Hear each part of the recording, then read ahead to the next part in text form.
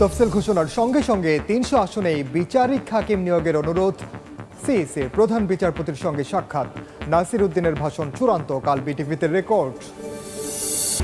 কারাগারে আবারও আয়নাবাজি, গাজীপুরে বন বিভাগের মামলায় আসামির পরিবর্তে জেল খাটছেন অন্যজন। আদালতকে চিঠি দিয়ে জানালো কারা কর্তৃপক্ষ। মোহাম্মদপুরে নিজ বাসায় খুন হওয়া মা মেয়েকে নাটোরে দাফন, স্কুল ড্রেস পরে পালানো গৃহকর্মীকে আসামি করে মামলা। জড়িতদের দৃষ্টান্তমূলক শাস্তি চান স্বজনরা। এবং অনলাইন জুয়ার ফাঁদে নিঃস্ব যুব সমাজ, ডলার কামানোর নেশায় জড়াচ্ছে সাইবার অপরাধে।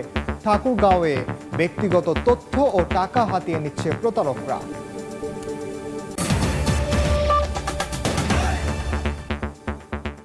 বাংলার সময় সঙ্গে আছি আমি ওমর ইনাম। কাল বঙ্গভবনে রাষ্ট্রপতির সঙ্গে সাক্ষাতের পর যে কোনো সময় তফসিল ঘোষণা করবেন প্রধান নির্বাচন কমিশনার। দুপুরে প্রধান বিচারপতির সঙ্গে সৌজন্য সাক্ষাৎ করেছেন প্রধান নির্বাচন কমিশনার। তফসিল ঘোষণার সঙ্গে সঙ্গে ৩০০ আসনেই বিচারিক হাকিম নিয়োগের অনুরোধ করেছেন সিইসি। চলছে ডিসেম্বরের দ্বিতীয় সপ্তাহ। ফেব্রুয়ারির ভোটের প্রস্তুতি নিতে ব্যস্ত নির্বাচন কমিশন। নির্বাচনের সার্বিক প্রস্তুতি জানাতে এরই মধ্যে প্রধান উপদেষ্টা ডক্টর মোহাম্মদ ইউনূসের সঙ্গে দেখা করেছেন এএমএম নাসির উদ্দিনের কমিশন। জাতীয় নির্বাচন ও গণভোটের তফসিল ঘোষণা উপলক্ষে প্রধান নির্বাচন কমিশনারের ভাষণ চূড়ান্ত হয়েছে। সিইসির ভাষণ রেকর্ড ও সম্প্রচারে প্রস্তুত থাকতে বিটিভি ও বেতারকে চিঠি দিয়েছে সাংবিধানিক প্রতিষ্ঠানটি। তফসিল ঘোষণার আগে আমাদের যে প্রস্তুতিগুলো রয়েছে, আলহামদুলিল্লাহ নির্বাচন কমিশন সকল প্রস্তুতি গ্রহণ করে রেখেছে। এদিকে মঙ্গলবার দুপুরে প্রধান বিচারপতির সঙ্গে সৌজন্য সাক্ষাৎ করেন সিইসি। আর রেওয়াজ অনুযায়ী বুধবার ভোটের তারিখ নিয়ে বঙ্গভবনে যাবেন AMM Nasir Uddin commission. Electoral inquiry committee যাতে ওনারা ডেপ্লয় করবেন আমাদের শিডিউল ঘোষণার সাথে সাথে, এই কাজটা যাতে ত্বরান্বিত নিতে পারেন সেটা ওনাকে একটু রিকোয়েস্ট করেছে। প্রথা অনুযায়ী সিইসির ভাষণ রেকর্ডের দিনই তফসিল ঘোষণা করা হয়ে থাকে। কাউসার চৌধুরী কুমু, সময় সংবাদ, ঢাকা। সিরাজগঞ্জে জেলা জামায়াতের আমিরের গাড়ি বহরে হামলা চালানোর অভিযোগ উঠেছে বিএনপি কর্মীদের বিরুদ্ধে।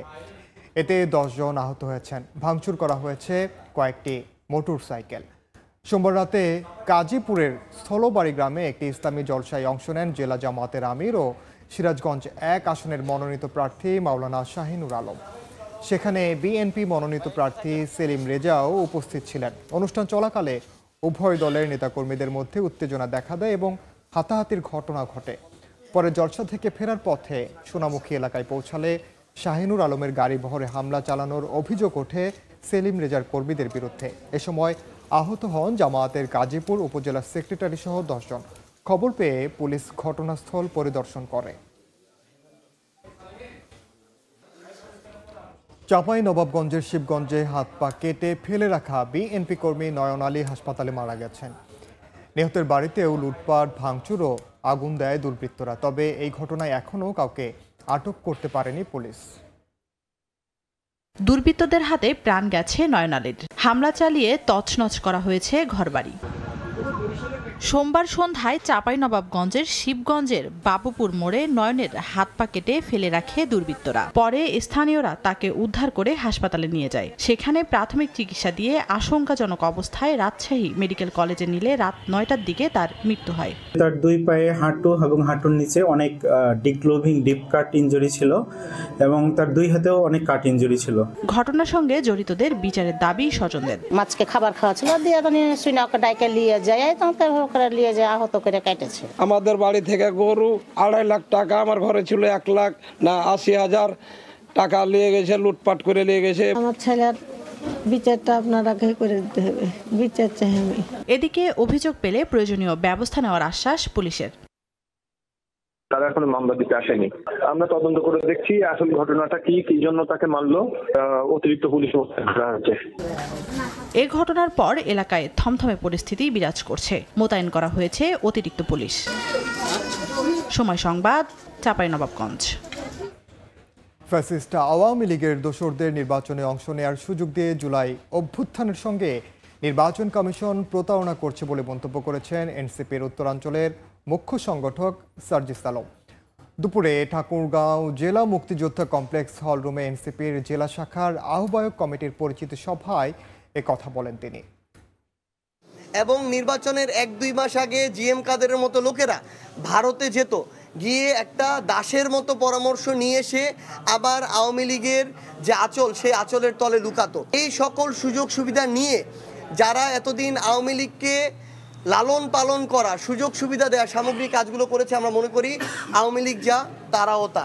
সো তাদের অবশ্যই বিচারের আওতায় নিয়ে আসা উচিত। নির্বাচন কমিশন এই জায়গায় জুলাই অভ্যুত্থানের আকাঙ্ক্ষার সাথে স্পষ্ট প্রতারণা করছে, তাদেরকে নির্বাচনের সুযোগ দেওয়ার অংশগ্রহণ করার সুযোগটি দিয়ে। ফেসবুকে নির্বাচনী প্রচারণা নিয়ে সংঘর্ষে হবিগঞ্জে প্রাণ গেল বিএনপি এক সমর্থকের। আজমেরীগঞ্জ উপজেলার হান্নান মিয়া সম্প্রতি কিশোরগঞ্জ 4 আসনের বিএনপির মনোনীত প্রার্থী অ্যাডভোকেট ফজলুর রহমানের পক্ষে ফেসবুকে প্রচারণা চালাচ্ছিলেন। একই এলাকা থেকে একই আসনের আরেক মনোনয়ন প্রত্যাশী রহিম মোল্লার সমর্থকরাও ফেসবুকে প্রচারণা চালাচ্ছিলেন। সোমবার বিকেলে নতুন স্ট্যাটাস দেয়াকে কেন্দ্র করে হান্নান মিয়া ও আল কোরআন সওদাগরের মধ্যে বাগবিতণ্ডা ও সংঘর্ষ হয়। আজ সকালে আবারও উভয় পক্ষের সংঘর্ষ হলে 30 জন আহত হন। পরে তাদের স্থানীয় হাসপাতালে পাঠানো হলে রাসেল মিয়া নামে একজনের মৃত্যু হয়।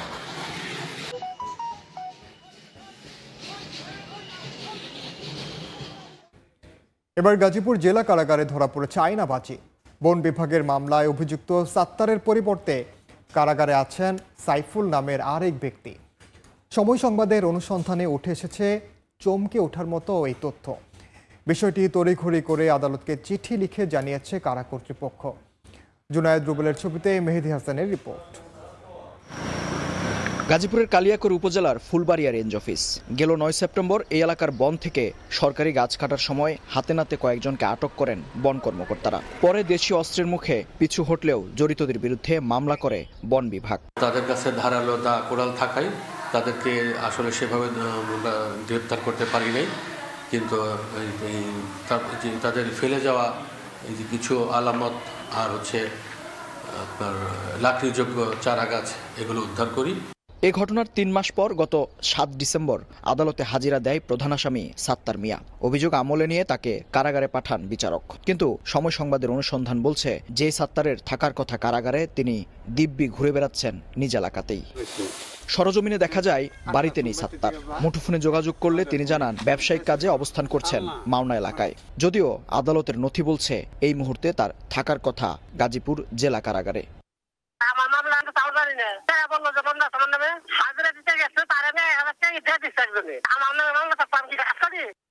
সাত্তার যদি নিজ এলাকায় স্বাভাবিকভাবে ঘুরে বেড়ান, তবে সাত্তার পরিচয়ে যে কারাগারে রয়েছেন তিনি আসলে কে? আবার আদালত, পুলিশ, কারা কর্তৃপক্ষ সবকিছু পেরিয়ে ভিন্ন একজন ব্যক্তি সাত্তার পরিচয়ে কিভাবেই বা প্রবেশ করলেন এই জেলা কারাগারে? এসব প্রশ্নের উত্তর খুঁজতেই আমরা এখন গাজীপুর জেলা কারাগারে। আশ্চর্যের বিষয়, কারাগারের নথিতেও বন্দির নাম সাত্তার, কিন্তু ছবি মেলাতে গেলেই ধরা পড়ে যায় আয়নাবাজি। জেলে থাকা ব্যক্তির প্রকৃত পরিচয় সাইফুল ইসলাম। তাহলে সাত্তার পরিচয়ে কিভাবে কারাগারে সাইফুল? জানতে চাইলে তড়িঘড়ি করে আদালতকে অসঙ্গতির বিষয়টি জানিয়ে চিঠি পাঠান জেল সুপার। আমরা তাকে জিজ্ঞাসাবাদ করি, সে প্রথমে স্বীকার করলো, পরে আবার সে অস্বীকার করার চেষ্টা করে তার নাম সাইফুল। তার ফিঙ্গারপ্রিন্ট দেওয়ার সাথে সাথে যে ডাটাটা এসছে সেটা সাত্তারের নয়। আয়নাবাজির এই অদ্ভুত ঘটনা সম্পর্কে জানতে বারবার যোগাযোগ করেও সাড়া মেলেনি প্রকৃত আসামি সাত্তারের আইনজীবী শ্যামল সরকারের।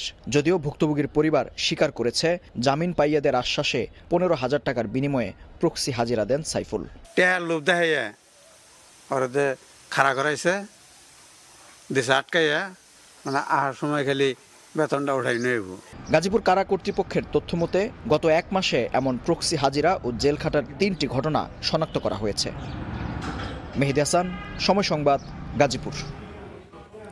রাজধানীর মোহাম্মদপুরে নিজ বাসায় হত্যাকাণ্ডের শিকার মা মেয়েকে গ্রামের বাড়ি নাটোরে দাফন করা হয়েছে।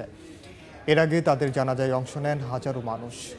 এদিকে খুনের ঘটনায় তাদের গৃহকর্মী আয়েশাকে আসামি করে মামলা হয়েছে থানায়।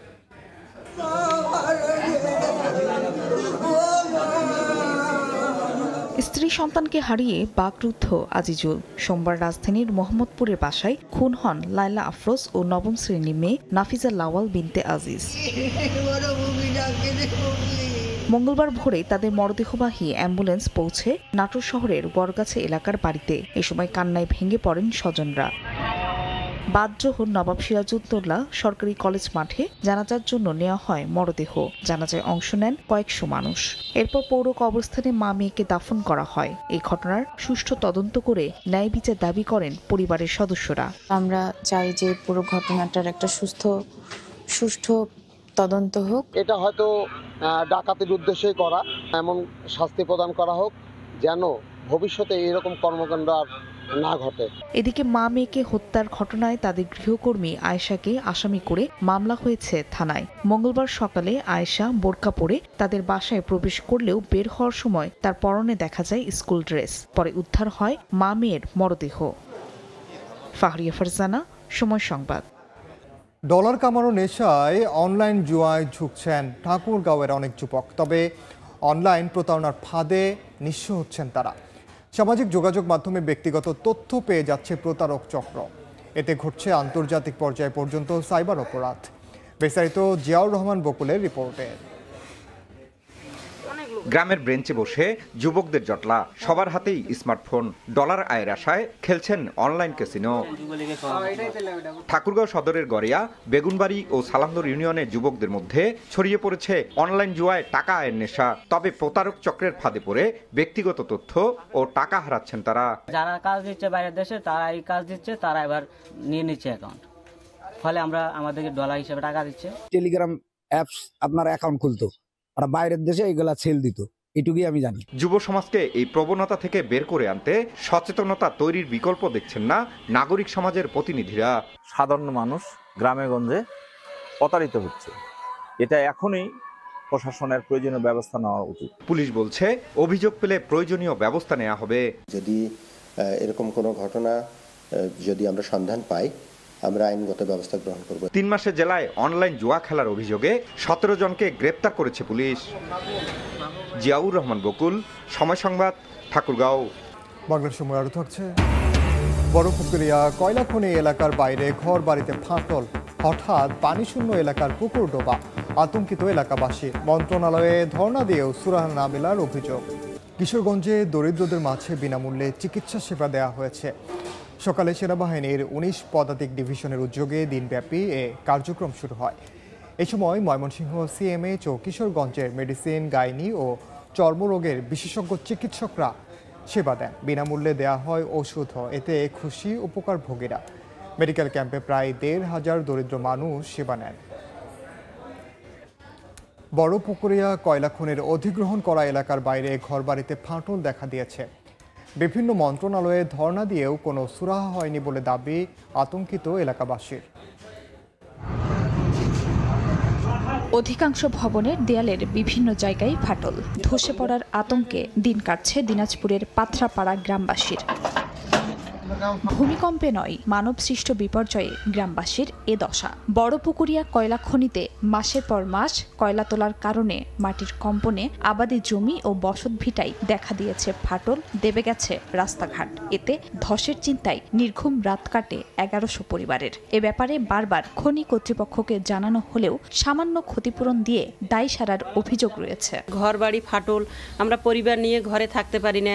যদিও ক্ষতির পরিমাণ নিরূপণ এবং প্রয়োজনীয় ব্যবস্থা নিতে কমিটি কাজ করছে বলে দাবি বড়পুকুরিয়া কয়লা খনির ব্যবস্থাপনা পরিচালকের। গত বছর তাদেরকে ক্ষতিপূরণ দেওয়া হয়েছে, এবার আবার নতুন করে কেউ কেউ ক্লেম করছে টাকা পয়সা, তো এগুলো নিয়ে একটা কমিটির কাজ করছে। ইতোমধ্যে পাথরাপাড়া গ্রামের পশ্চিমাংশে প্রায় 30 থেকে 35 ফুট জায়গা দেবে গেছে। সময় সংবাদ, দিনাজপুর। দেখছেন বাংলার সময়। বিজিবির মানবিকতায় শূন্যরেখায় মায়ের মরদেহ দেখার সুযোগ পেলেন ভারতে বসবাসরত মেয়ে সহ স্বজনরা। সকালে চাঁপাইনবাবগঞ্জের, শিবগঞ্জের, কিরণগঞ্জের শূন্যরেখায় ভারতীয় স্বজনদের লাশ দেখানোর সুযোগ দেওয়া হয়। 59 বিজিবি ব্যাটালিয়ন জানায়, গত সোমবার বার্ধক্যজনিত কারণে মারা যান জামিনপুর গ্রামের বাসিন্দা তারা বানু। খবর পেয়ে ভারতে বসবাসরত তারা বানুর মেয়ে মালেকা বেগম সহ মালদা জেলার কয়েক আত্মীয় বিএসএফের মাধ্যমে বিজিবির কাছে স্বজনদের মরদেহ দেখার অনুমতি চান। বিএসএফের অনুরোধে তাৎক্ষণিকভাবে বিষয়টি মানবিক দৃষ্টিকোণ থেকে বিবেচনা করে শূন্যরেখায় মরদেহ দেখানোর ব্যবস্থা করে বিজিবি।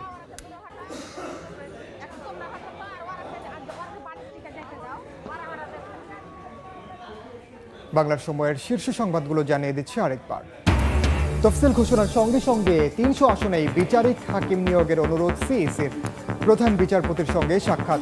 নাসির উদ্দিনের ভাষণ চূড়ান্ত, কাল বিটিভিতে রেকর্ড। এবং কারাগারে আবারও আয়নাবাজি। গাজীপুরে বন বিভাগের মামলায় আসামির পরিবর্তে জেল খাটছেন অন্যজন। আদালত চিঠি দিয়ে জানালো কারা কর্তৃপক্ষকে।